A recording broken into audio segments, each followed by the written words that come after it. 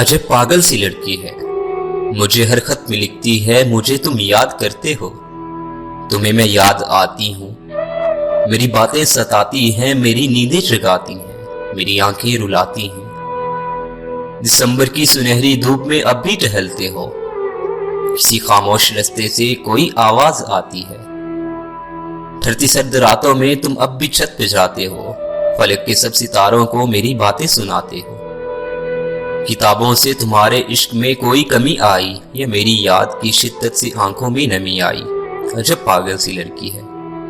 مجھے ہر خط میں لکھتی ہے، جواباً اس کو لکھتا ہوں میری مصروفیت دیکھو، شہر سے شام آفس میں چراغ عمر چلتا ہے، پھر اس کے بعد دنیا کی کئی مجبوریاں پاؤں میں بیڑی ڈال رکھتی ہیں، مجھے بے فکر چاہت سے بھرے سپنے نہیں دکھتے، ٹہلنے جاگنے رونے کی فرصت ہی نہیں ملتی، ستاروں سے ملے عرصہ ہوا ناراض ہو شاید، کتابوں سے شغف میرا ابھی ویسے ہی قائم ہے، بس اب اتنا ہوا میں انہیں عرصے میں پڑھتا ہوں، تمہیں کس نے کہا پگلی تمہیں میں یاد کرتا ہوں،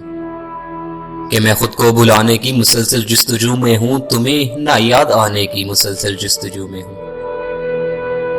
مگر یہ جستجو بہت ناکام رہتی ہے، میرے دن رات میں اب تمہاری شام رہتی ہے، میرے لفظوں کے ہر مالا تمہارے نام رہتی ہے، تمہیں کس نے کہا پگلی مجھے تم یاد آتی ہو،